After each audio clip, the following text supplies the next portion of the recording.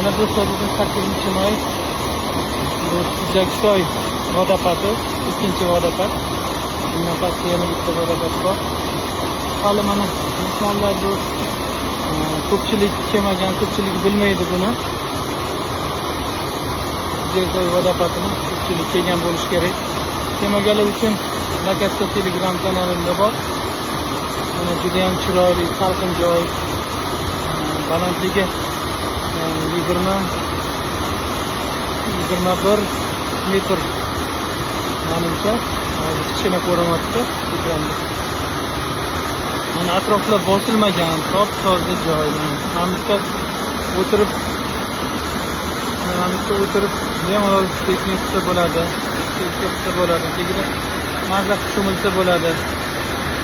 Juda ham chiroyli joylar. Faqat keladigan mehmonlardan iltimos qilardikki, mana bu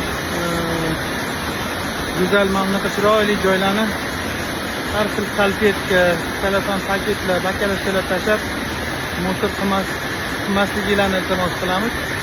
Har doim kelganinglarda musorlarni o'zingizlar bilan birga olib ketsanglar, bu shunaqa chiroyli sharshara bo'lib qolaveradi. Tabiatni asraylik.